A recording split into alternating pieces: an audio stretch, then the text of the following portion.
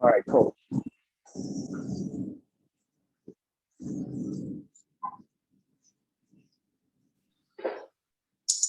Ready? Good morning. Where are you, Tommy? I'm in Fontainebleau. Nice. Looks like Fontainebleau material, baby. Show you.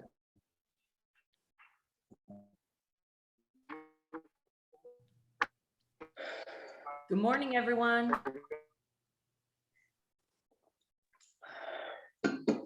Well, I can tell it's nicer in Florida than it is in Texas right now. That much I'm certain of. Yeah. We had mega storms last night. Really? Oh my God. Jeez. We were coming back from wine tasting, and fortunately I had a driver because I tasted several wines.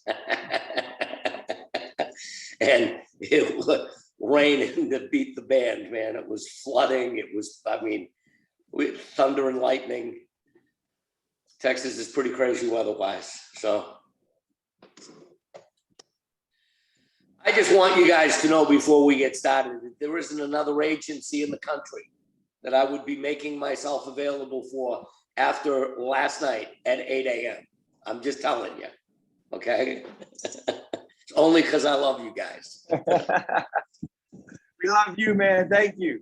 Thank you. Hey, guys, we're off to a great start this week. Well, not a super great start. We're at 31,000 right now, and we've been the second half team since we've been initiated. So we're going for 103,000 minimum to break our record for a week. Beautiful.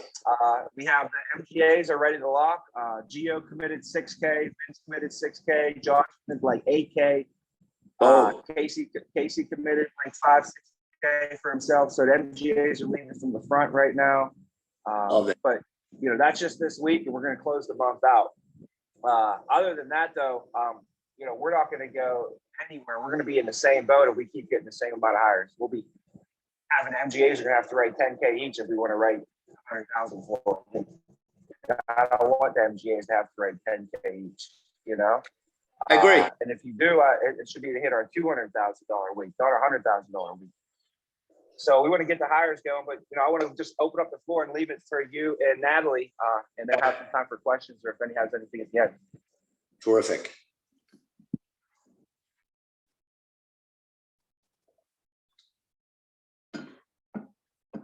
Are we ready to roll then, Tommy? Yeah, we have everybody on, right? Looks like around the horn, everybody's good to go. Thumbs up. Yeah, all right. Yes, sir. All right, awesome. Good morning. We had a great day yesterday. We did like 20,000 yesterday, guys. So good job. Good job. Almost 20K yesterday. Heck of a job. Awesome. So guys, I'm curious, just by a show of hands, how many people on this call currently hold an SA contract? So we have 2. Do we have any in the big room over there? 3, 4, okay, 5. How many GAs do we have on the call? Okay. And then MGAs, where are you at? RGAs? Perfect, cool. I can't wait until I get to come to your office and actually meet you guys, because I gotta tell you, this is not that difficult when you already know people and have a relationship to do everything on Zoom. But there's so much different when I've never gotten to see you guys in the flesh. So I definitely look forward to those days. So I've got a couple of key things I want to cover with you guys this morning, and then we'll turn it over to Fred. Fred, do you have a hard stop at 8:30 again? I do not actually have a hard stop at 8:30, but you don't want to be on here for my age, I like 30-minute breaks. No, I'm only kidding. I'm teasing. I'm fine. All right. So guys, I first want to start with, you know, just congratulating you guys on not only a great week and the strong commitments that you've put in this month. I mean, you're doing a great job with everything that you're striving for to make this you guys' best month ever as a team. But I also want to take a minute to just congratulate you guys for making the decision to move into a leadership position and put yourself in the position to start multiplying your wealth. Because the thing is, guys, is that when we are a producer, and don't get me wrong, we always appreciate our top producers and people that are just out there consistently protecting families and wanting to make a career out of that. There's nothing wrong with that.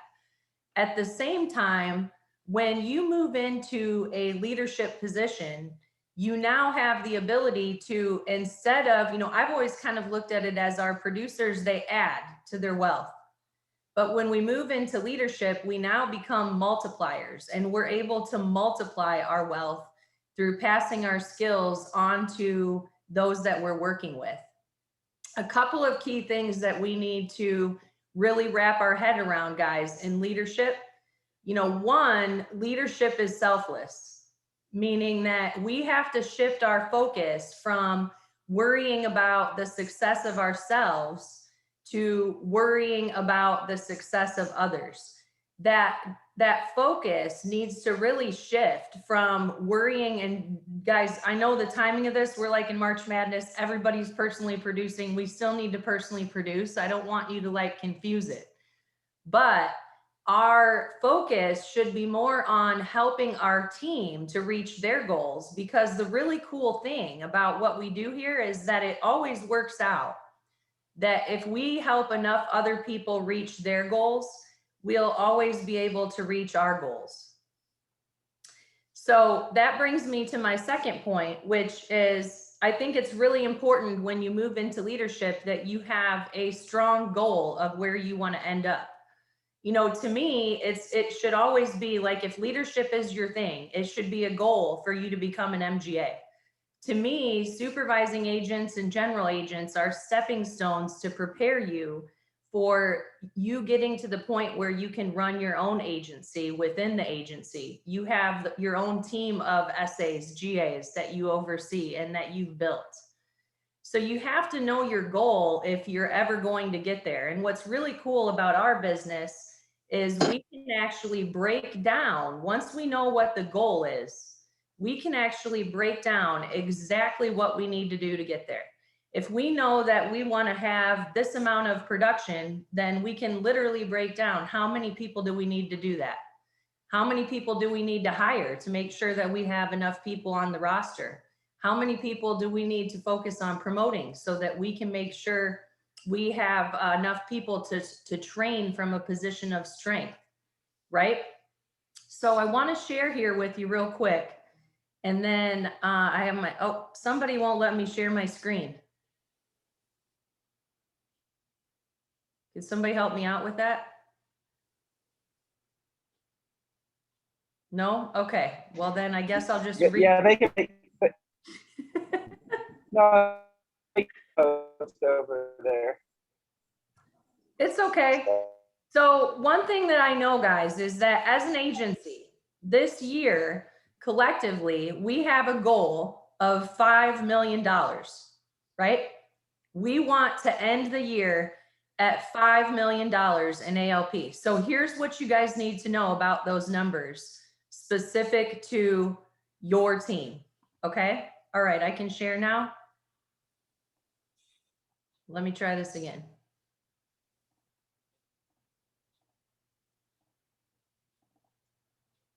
Perfect. Everybody see this? Thumbs up. Awesome. Okay. So when we look at our goal, guys, of $5 million for this year, this is what we have to do in order to hit it. Okay. Right now, where our metrics are at is right now, it takes us 10 interviews set to hire one person. Okay. I would write some of this down, guys, because this is how you can build your plan and know exactly what you need to do based on your goals, right? All you have to do is take your number and work it backwards. And MGAs, I want to set that up next week as soon as we're done with the March Madness so we can break that down for you like we talked about last week. But right now, we have to hire 5 people to get 1 code. So if we really want to simplify that, in order to get one code, guys, we have to set 50 interviews. For every 10.8 people, we'll just call it 11. For every 11 people that we code and get going, brand new people in our business, we will generate one essay for every 11 people that we bring in. In MGAs, this is important. Remember, the first line of our contract, no matter what leadership contract we have, it says our first objective is to recruit, train, and develop people, right? And because that's our main objective, we have a guideline where we have to promote an MGA every 18 months to retain 100% of our leadership bonus, right? So MGAs, you need to code 35 people in order to produce another MGA right now, based on your agency numbers.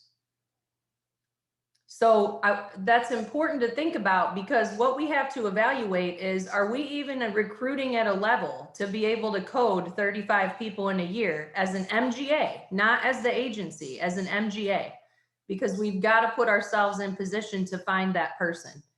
Right now, a code, guys, is worth $11,000 in the agency, meaning for every person that we code, we typically get $11,000 minimum when over the average of the people that stay here a month, the people that stay here a year, the people that stay here forever.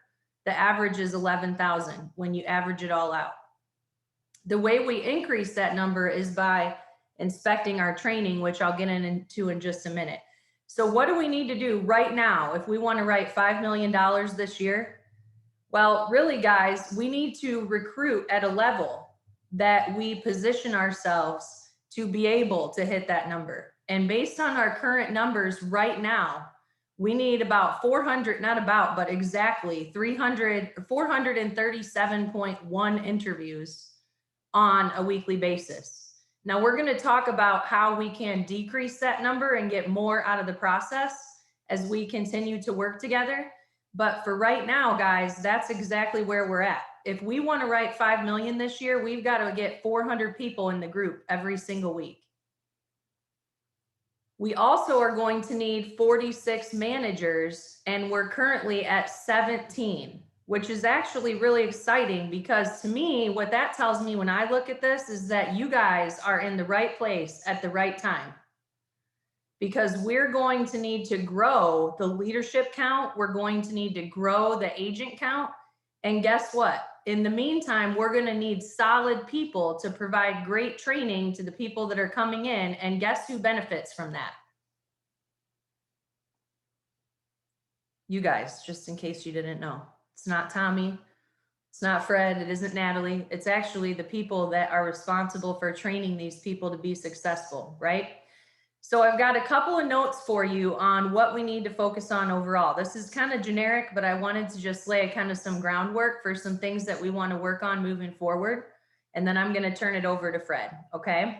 So there are 3 areas, guys, in our business that we have to focus on at all times in order for us to really operate at an optimal level as far as our growth is concerned. Okay. The first area is always going to be recruiting.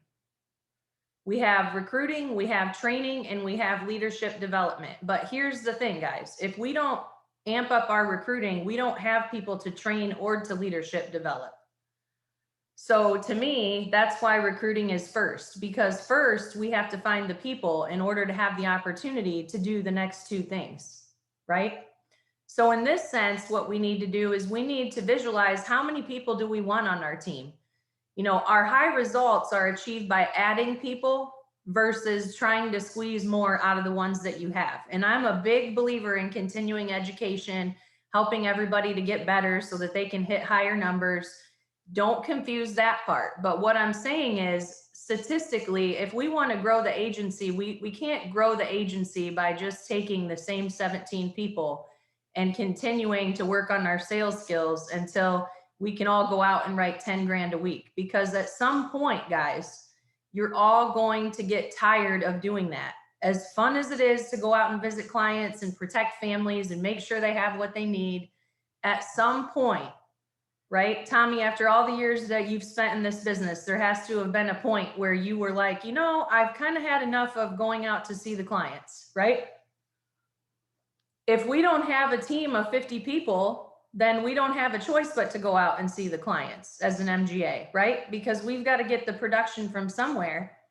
But when we recruit, we're able to add to our team and spread that risk and give our people a break to where we can all consistently maintain that production, that level of production.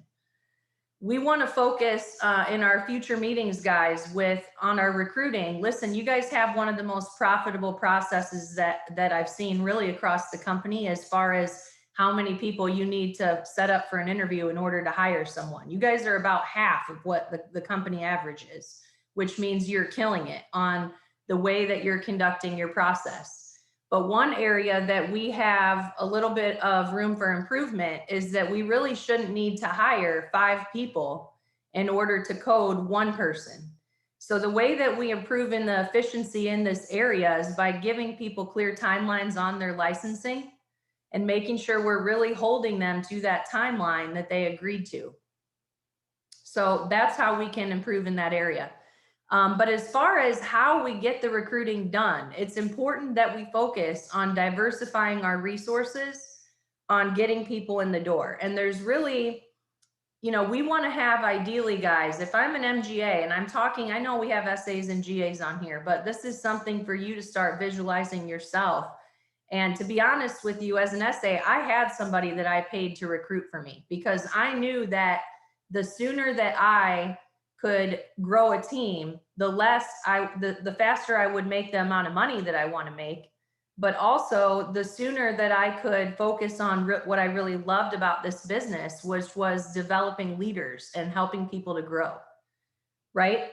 So the first step, you know, personal recruiting, in order to really do this at a high level, guys, really has to be part of our game.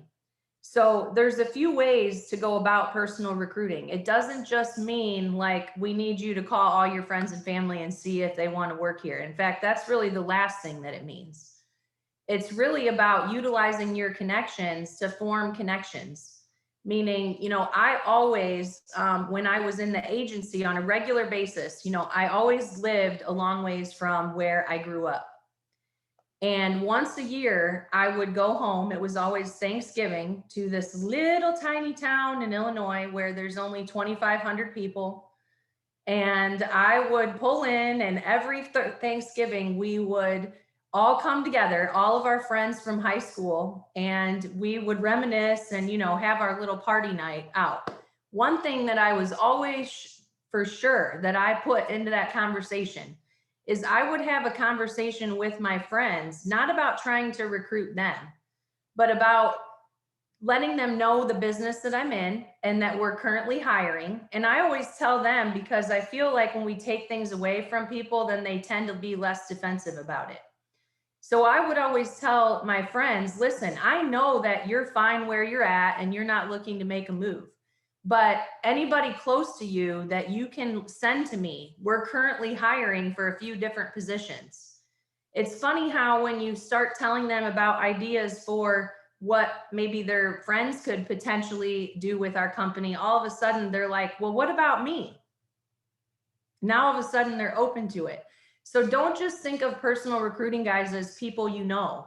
Just utilize your connections and your relationships to spread the word about what you're doing, and constantly keep in front of them the idea of sending people your way that maybe are not, you know, stable in the job market right now, or maybe they have a great job, but they're just not getting paid what they're worth. Or maybe their goal is to build, you know, residual income. This would be a great place for that. So, you know, don't always just look for the people that are unemployed either, because a lot of our best hires come from people that have positions where they just want to make more money and be able to advance. Another source of recruiting is that we want to make sure that, you know, well, the paying someone to do it part is something that you can kind of assess when you get your goals set up. But my goal, guys, is always to have 3 different things going at one time. So that way, if I'm paying someone to recruit for me and they have a bad week, but I still have personal recruits coming in, and I still have RMS, and I'm still placing job ads, and I'm still doing social media recruiting, then it doesn't matter if somebody has a bad week. But the key is making sure that we have multiple avenues coming into the agency, so that way we're not all dependent upon one source in case something happens. You never know. They could have like a power outage and then they don't have any sets for us that week, right?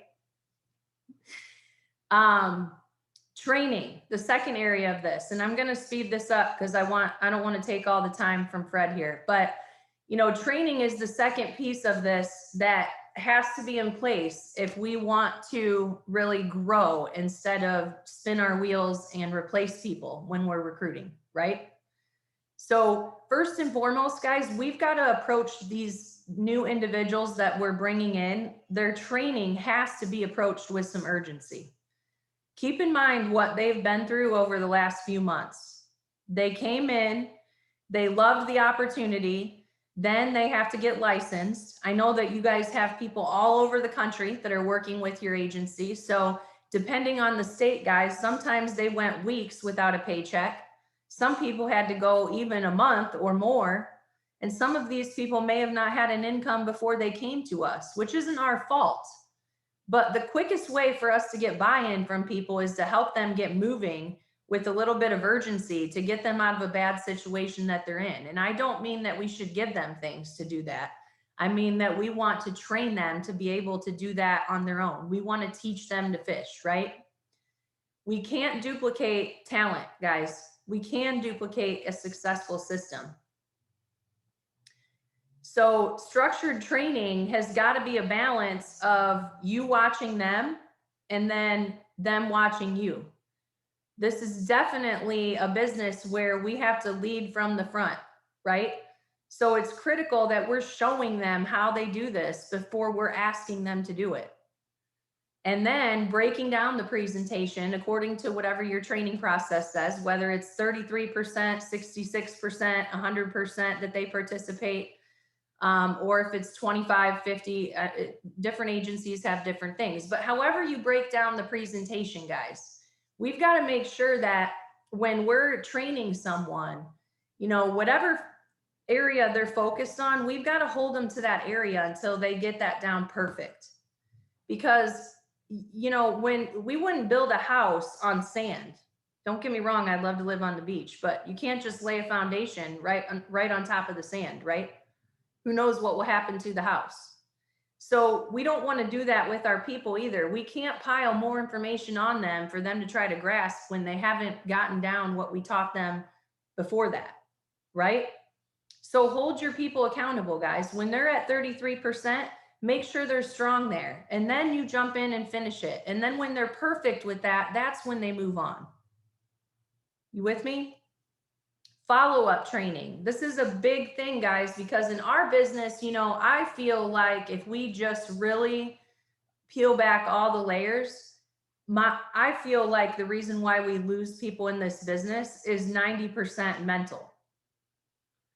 Meaning they thought this was a good idea when they got here, but then they get in here and they have a good week and they make a lot of money, and then they have a bad week and their emotions, they don't know how to control, and it's like a roller coaster. And if they go five people in a row without making a sale, then they start to doubt themselves. And then there's all this conversation going on in their head and they're talking themselves out of it, and all sorts of weird stuff goes on, right? But 90% of it is between our ears. And when we have new people, they are not conditioned to be able to just control that when they're brand new, because this is so different. In my experience, people are not going to pull themselves out of a slump without our help. And it just means so much when somebody falls a little bit and they're not producing, and we take the extra day to either ride out with them or we jump on Zoom to make sure that we can solidify what they're doing and give them some extra tools. Guys, remember, growing people's skill level increases their confidence. And if they're confident in themselves, they can achieve anything. We have to keep in mind with our people that we've released from training that if they are struggling, a lot of times we can fix that in one day. And when I was new, I thought, well, why would I go back out with this guy? I just was back out with him last week. Well, the reason why is because he can't control his emotions, and I need to help him with that. I need to help him get his confidence back. And the other thing is that people, as training advances, guys, once they get their teeth kicked in a few times, they start to be a lot more open to coaching and also open to, you know, fixing it, because it's painful. It hurts when you're not doing well, right? And when you're there holding them their hand and giving them that support, it's just going to grow their skill level and their confidence in the business, and also their confidence in your ability to lead them. So don't let your people out there treading water in the deep end when they can't swim. Jump in the pool and help them, because remember, at the end of the day, it takes a lot less time to fix somebody that you've already trained for 2 weeks than it does to train a whole new person. So take care of your people that you have to begin with, right? And then the last thing, and I'll close on this, guys, is we've got to focus on our leadership development.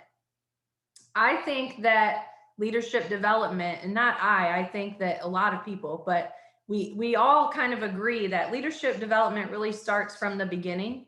You know, it's about developing relationships with your people, but I think the biggest part of this leadership development is painting the bigger picture of what this opportunity is about.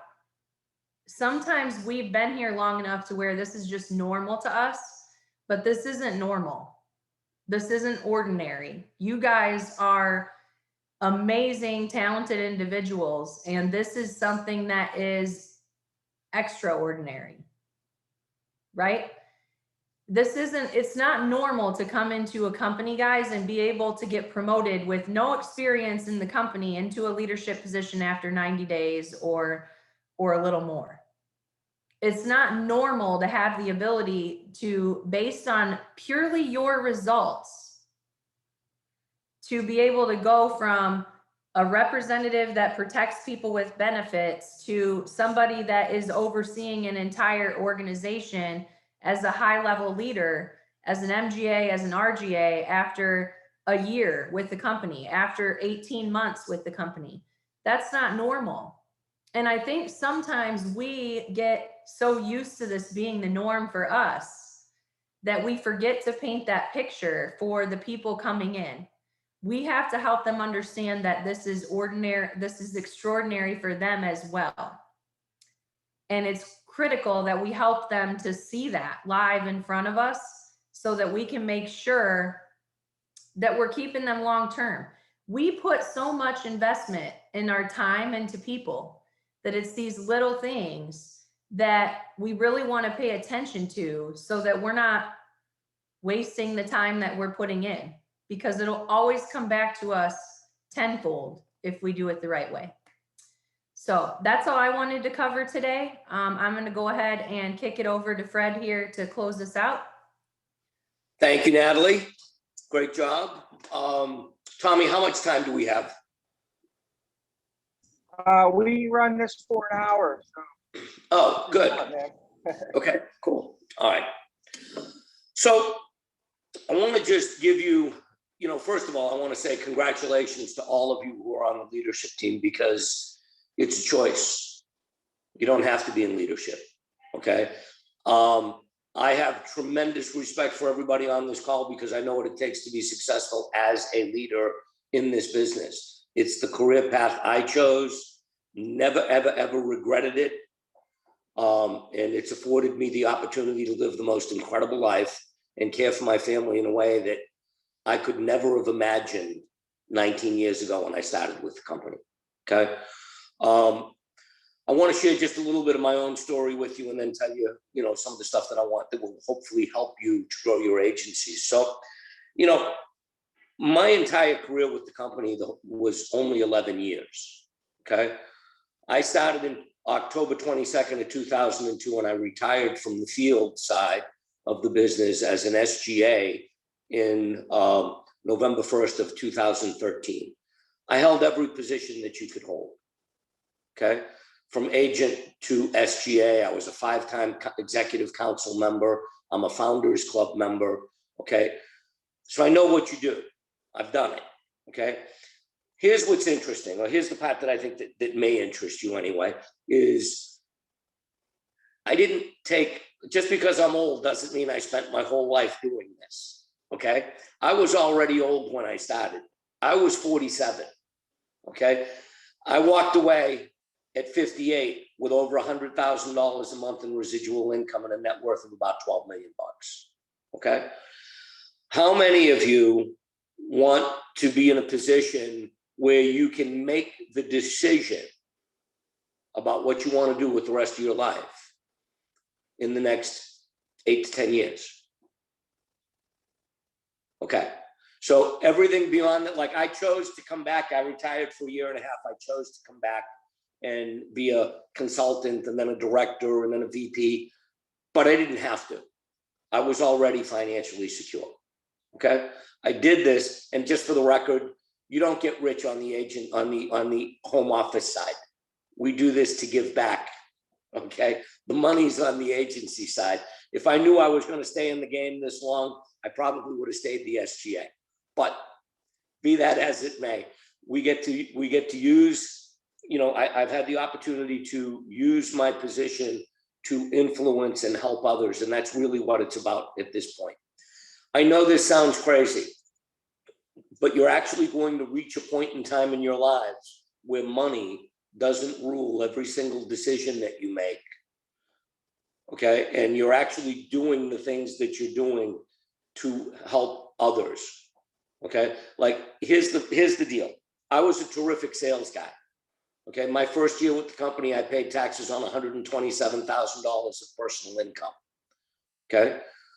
But you become wealthy, or you begin to create wealth and change lives when you sign your SA contract. And what I mean by that is this: as talented as I was and as much success as I had enjoyed as an agent, when I walked away from the deal as the SGA, I walked away with 44,000 clients, okay? And every month, cha-ching, the cash register rings at Fred National Bank of Texas, and the money rolls in, okay?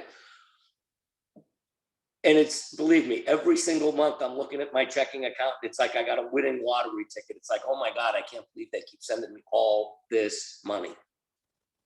Okay, that's what's in front of you if you do it correctly. Okay, it's not about, and the way that you do it correctly is by helping other people get what they came here for. As Natalie said, you've got to be selfless in leadership. It stops being about you and it starts being about the team. You help the people on your team get what they came here for. You ultimately win at a level that you can't even begin to fathom yet. Okay? But don't be confused. I paint a very rosy picture. Okay? There was a lot of blood, sweat, and tears along the way. You know what I mean? There was a lot of being, you know, this was pre-GPS and pre-cell phone, guys, 2002. There was a lot of being lost and driving around in circles and not getting home until after midnight and all kinds of crazy stuff that went along with it. I personally believe that virtual is the greatest thing that's ever happened to our company. Okay, it puts us in a position where we can be with multiple people in multiple homes in the same day without leaving the comfort of our own house. Frankly, I would never go into somebody else's house again as long as I live. Okay, I've been in enough. They all look the same to me.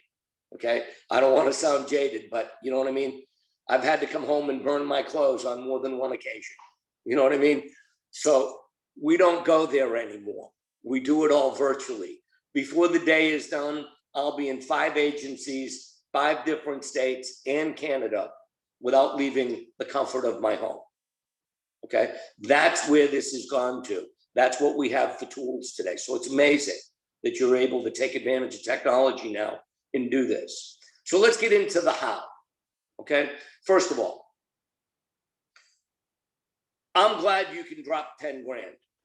And when we have, you know, incentives and contests, and from time to time, there's going to be times during events going on where you need to do that. Okay, and that's great. Okay, not everybody can.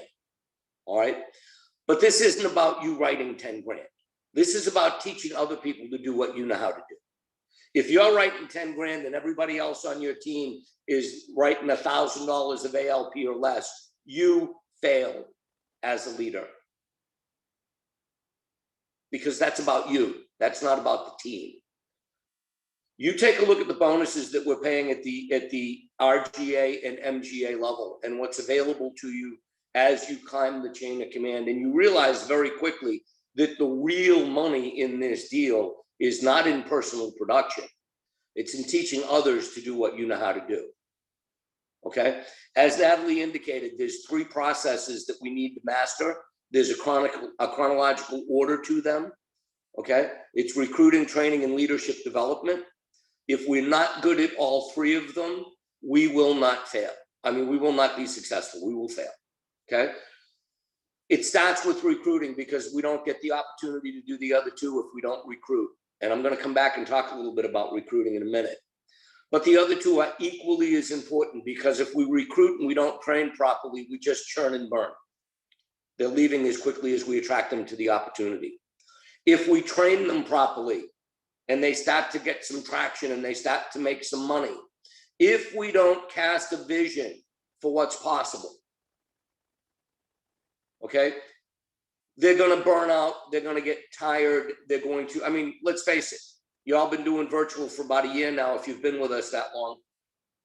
For those that are coming into the office, and I can see we had a bunch of people coming into the office and stuff, you have camaraderie. You have the opportunity to see people and interact with people. And from, you know, we're, as human beings, we're social creatures. We need this interaction. It's important. And I believe that as many of you that can come into the office and work from the office should. That's just my personal opinion, okay? But for those of you that are working remotely from your home that don't get to come into the office, it can be a real challenge, especially after a few months of doing this. You're staring at the computer, you're all by yourself, okay? There's no excitement about what you're doing anymore. It's not the new shiny object anymore, okay? And people become complacent and stale, and they fall into the rut of writing just enough business to pay their bills. Okay, that's what they got to have, so that's what they do. They're not going to do any more than that.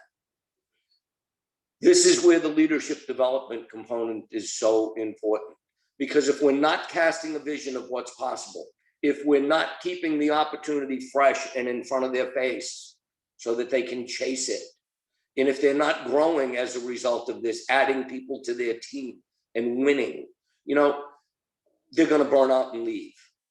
So all 3 are important.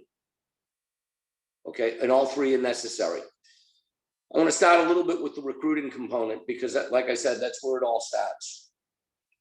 Recruiting is a mindset and a culture. It's not something we do in the morning from 8 to 10 or 8 to 11, a couple of days a week or whatever it is that we do. Okay, the easy fix for recruiting, write a check, real simple. Okay, back in the day when I was the SGA in Philadelphia, I had 3 requirements in order to become an MGA. First of all, there was a career track and a criteria that you had to meet in terms of ALP, number of agents, so on and so forth. But once you achieved that, there were 2 other things that I expected from you.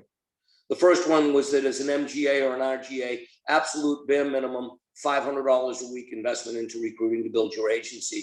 If you're not prepared to do it, I won't give you the contract. Okay, and guys, this isn't an expense, this is an investment. When you get to the MGA level, you're earning 6 figures, and when you earn 6 figures, you pay taxes to Uncle Sam. So you have a choice. You can write a check to Uncle Sam at the end of the year, in which case you get nothing, or you can take that same money and invest it back in your business, growing the business, making it more successful, more profitable. That is not an expense. That's an investment, and the money that you make is called return. Man, dude, they don't get it. What's that? You guys get this, Brady? I don't think they understand that. You gotta, if I could run that back or something, man, that is huge, huge. Okay, sure. Huge. So, return on investment, guys. I'm a money guy. Okay, I'm a businessman. You need to start thinking like business owners. because whether you realize it or not, Tommy pays the bills, gives you a great place to work, all the infrastructure that you need and everything else. But you are a business owner in your own right. This is your agency. If your name is Bob Smith, you're the Bob Smith Agency. Okay? That's it. So you need to think like a business owner. And the first thing you need to do is you need to be prepared to make that investment in your business. And when we make an investment, and I select my words carefully, I'm not saying when you spend $500. I spent $500 on dinner last night. I'm not getting a return on that. Okay, when I invest $500. Actually, Freddie, can I comment on that? Please. If you spend $500 on dinner, that means you have to pay taxes on that $500. So you also, Uncle Sam, probably another what, $150, $200. So the dinner costs you like $650, really. Dude, all I know is for the last 3 years, I've been writing checks for between $250,000 and $300,000 a year to the IRS because I don't have an agency and I don't have the write-offs anymore. Okay, around April 15th, I'm that angry old white dude that you keep hearing about on the news. You know what I mean? I hate writing that check, man. I just hate it. Okay, so it's real. Okay, and some of you guys are going to be paying taxes this year. Okay, and and you know, we all got to pay what we got to pay, but you can mitigate some of that tax obligation and increase your worth by investing back in your business, and then of course getting a return on that investment. Okay, the other thing that was mandatory in my agency at the MGA level was not only that you had the chops for the position, yeah, you were willing to commit to $500 a week investment into your business. The last component to that was that you'd be in a position to hire an administrator for at least 20 hours a week if you're a small MGA, but more if necessary, to get rid of all of the nonsense. Guys, RGAs, and I'm not talking about the contract, I'm talking about revenue generating activities. For you to get into leadership, you've got to be pretty good at what you do. When you get to the highest levels of leadership and you're making six-figure incomes, you're pretty good at what we do, really good at what we do. And here's what we don't want you to do. We don't want six-figure income people doing $15 an hour admin work.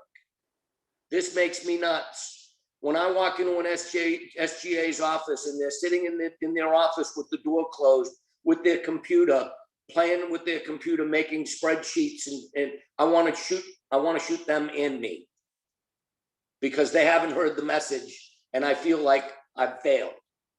Okay, this admin is critically important. It's critically important. It has to get done. It just doesn't have to get done by you. Okay, we can hire admin people for $15 an hour.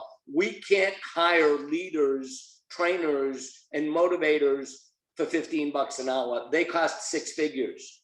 So don't get separated.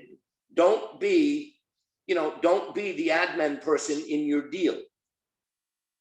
There's no money in it. If you want to be an administrator, we'll give you a job as an administrator. No big deal. Okay, so we understand like the mindset. Okay, it's super important. It's just that we hire people to do that stuff because we can't hire people off the street to do what you're capable of doing. Okay, the other component to this that's critical is a recruiting mindset. You must be recruiting 24/7 mentally. When I interact with people, I see two kinds of people. I see potential candidates for my business opportunity or potential clients for my product or service.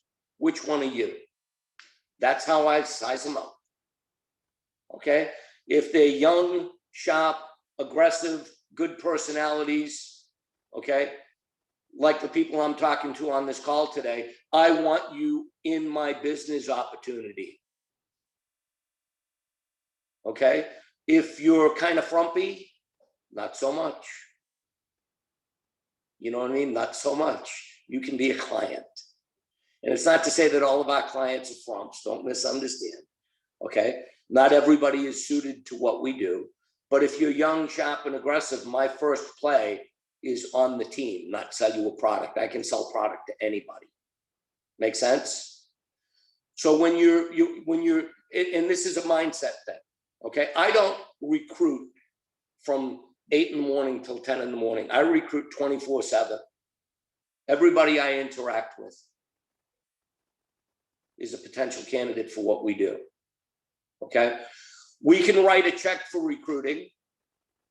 That's where it starts, okay? But that's not the end all be all. You can't just delegate the most important aspect of your business to the least expensive hourly wage buffoon you can find to make phone calls for you, or put yourself in a position where you're paying a third-party vendor and we don't have any hires this week. And it's like, well, yeah, my vendor kind of, you know, shit the bed this week on me. I didn't hire your vendor. I didn't promote your vendor. Your vendor works for you. I hired, trained, and promoted you. This is your responsibility. So you got to be prepared to do more. Writing a check will take the big part of it, but you got to be prepared to do more than just write a check and delegate the responsibility to somebody else. I believe in personal recruiting. It's huge, okay? My MGAs and RGAs and wannabe MGAs and RGAs on this call, you need to understand, at some point, if you're not investing in recruiting, you're going to, okay? So we want this to be as profitable for us as we can possibly make it. If I'm an MGA and I've got 5, maybe 10 people on my team, and I teach them how to personally recruit properly, in addition to whatever resource I'm paying for, I just picked up 10 free recruiters. All I got to do is show them what to do. Okay, I'm going to give you a couple of recruiting opportunities. I would make some notes if I were you. Okay. In every single presentation, and guys and gals, this is a training thing, and I'm going to hit training real quick if I get an opportunity to. 10 minutes. Okay. But this is critical stuff. Okay. So every single presentation that we make, we should be asking for personal recruiting referrals. Okay. And here's the deal. Field trainers set the culture for the agency. And if our field trainers aren't doing this, it's never going to get done. It's not the kind of thing that you can train a person and say, oh, by the way, ask for PRs in every single presentation that you make. It's like back in the day when we used to go to people's homes. We run leads, right? And then they're done. We're done with them for the 2 weeks of training. We say, oh, by the way, make sure you do 15 door knocks a day, right? Not effective, guys. No one's going to do it. I don't know why. People are terrified. But they're not going to knock on somebody's door if you don't show them how to do it. And they're not going to ask for PRs unless you show them how to do it. It's a culture thing. When it's trained properly, it's no different to them than pushing the button and going to the next slide in the presentation. They don't know that it's optional. But if you don't make it part of your training process, then it's an afterthought. It's not going to get done. And you miss out on the opportunity of picking up free hires every single week. And it may not mean anything to you today, but I promise you, when you're writing a check for $500 a week for codes, and you have the opportunity to have 10 people recruiting for you at no cost to you, it's going to make the light's going to go on. You're going to maximize the opportunity for yourself and minimize the capital outlay. Okay. So every single presentation, a conversation like this should occur. I don't care if you show the video. I don't care when you ask. I typically do it at the end. Okay. So, Tommy and Natalie, now that you've had a chance to see a little bit about what we do, I need to ask you a question. You know, we're overwhelmed right now with requests for information about our products and services. Who do you know that's either not earning the kind of money that they think they're worth, or possibly even may have lost their job as a result of COVID, that might be able to do what you just saw me do. I can't promise anything, but we have high-paying union jobs available right now for qualified individuals. And shut up. Does anybody think that that's like really hard to do? I promise you, if you do that in every presentation you make, you're going to pick up free recruits. Okay, free. And here's the deal. We're not necessarily looking for the person you presented to. It always scares me personally when the person I recruit wants to come work for me, because my first thought is, oh my God, he's not going to be able to pay me for the policy. Okay, I'll take them, don't misunderstand, but I'm looking for their social media contacts, guys. I'm looking for who they know that might be able to do what they just saw me do, that might be interested in a high-paying union job. If you teach it, in addition to doing it, it will become contagious within your agency. Okay? The last opportunity, recruiting opportunity I want to share with you that I think you should capitalize on, for those of you that are doing the hiring interviews. Okay? You hire them, they make a decision to come on board with us, and they're paying with their credit card or whatever it is to get their licensing started in their school and so forth. Okay?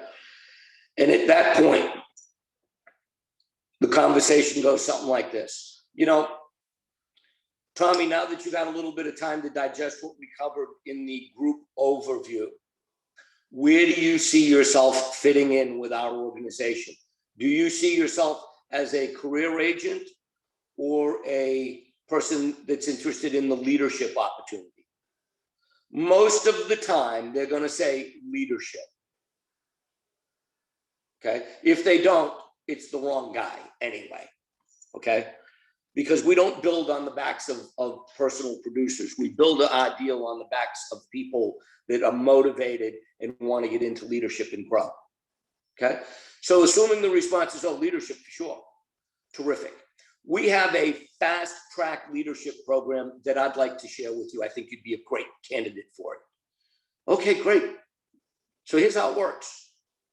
You and I are going to identify 5 people that you know, either from work, previous work experience, social gatherings that you've been involved with, church, sports leagues, whatever it might be, that maybe aren't earning what they feel they're worth, or might be looking for a change in careers, for better opportunity, or maybe even lost their job as a result of COVID. We're going to contact them personally. If I like them, I'm going to invite them in for an interview. If I like them enough to hire them, I'm going to train them for you.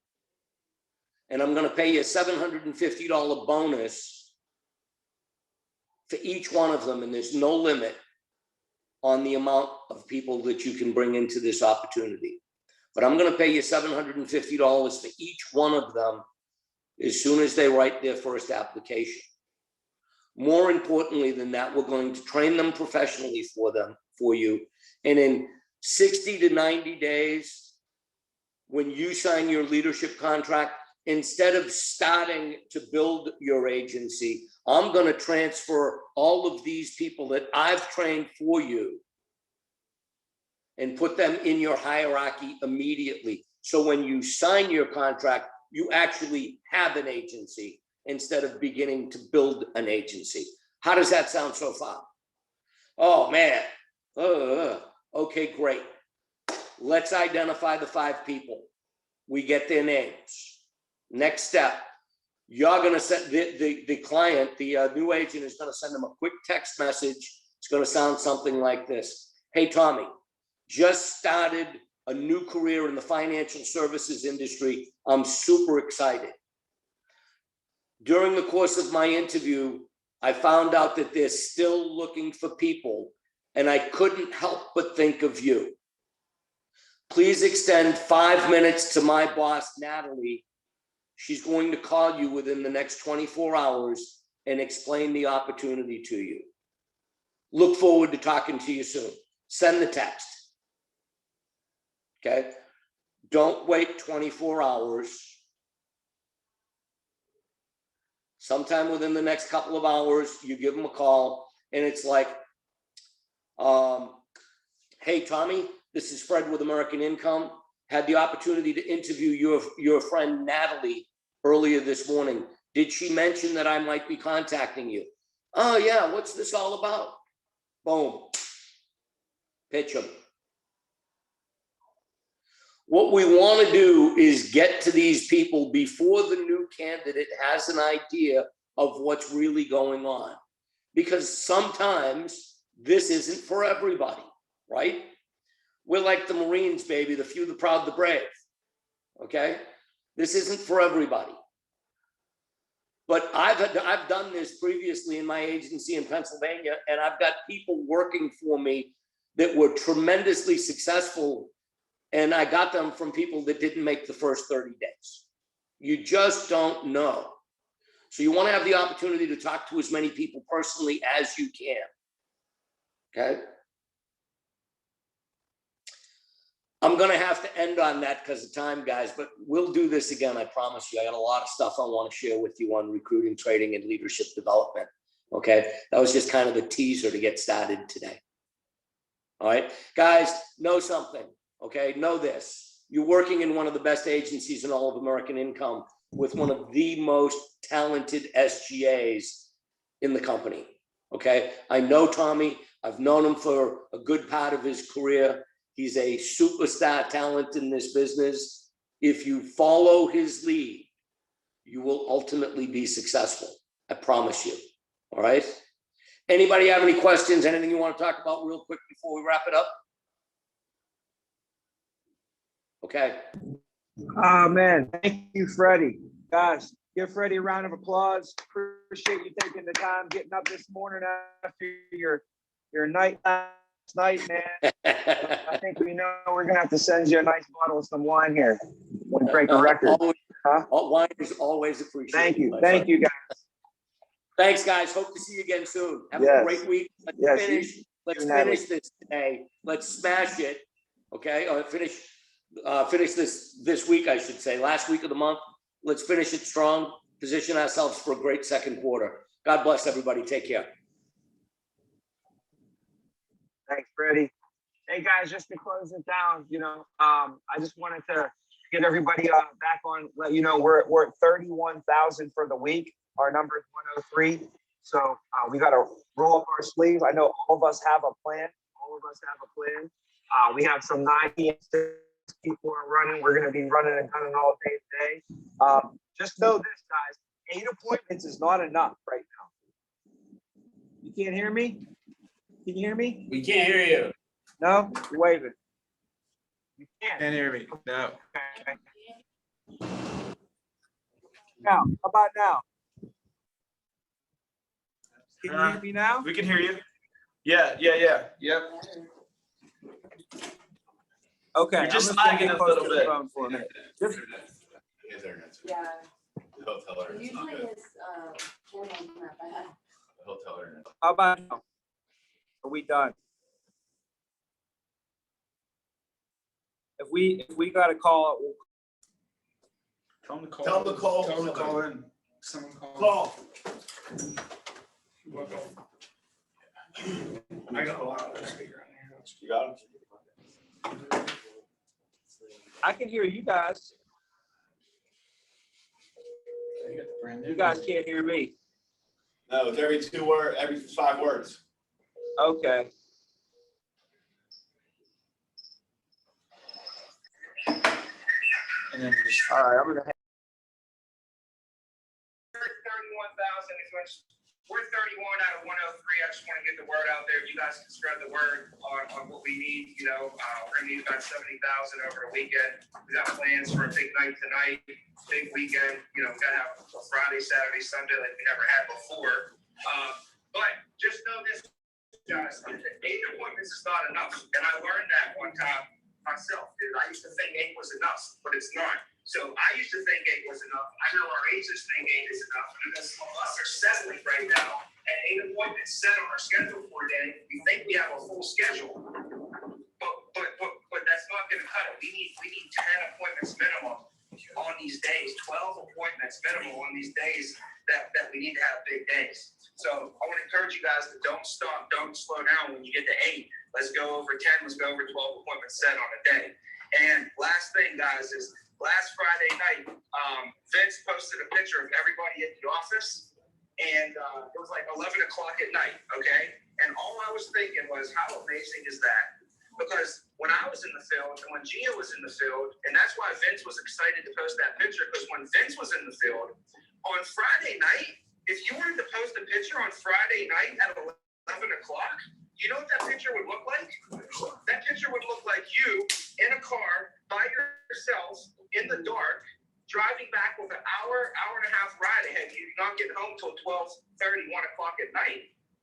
And for us to be all in the office together on a Friday, and we're there till 11, and then at 11 o'clock, you get to be around people in lights in a nice office, and it's warm and comfortable. And then if you wanted to, you can go have a beer with your person and still get home before I would have got home. You know what I'm saying? That's awesome. That's amazing. So I just thought that was really great. And on top of that, think about this now, okay? You know, Vince, you have 5 agents, right? And all of your agents are in appointments tonight at 9 o'clock, you know?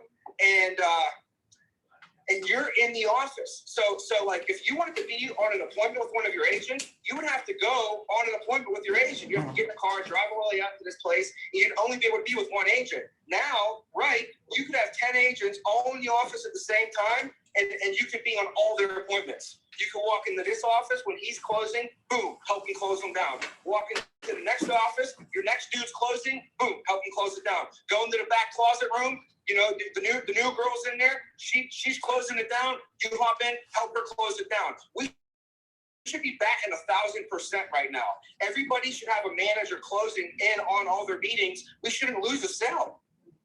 Dude, my team will be on fire. I wish I could do that shit. If I wanted to go with somebody, I'd have to drive up and I'd be with one person for the whole day. That was all. We could be with everybody all day long now. So let's take advantage of this shit. And we got to just pick it up with the recruiting. Got to pick it up with the recruiting, guys. But hey, I'm going to let you guys go. We've got a lot of work to do, guys. So appreciate you, and I'll see you guys soon. Thank you, Tommy. That's Crispy.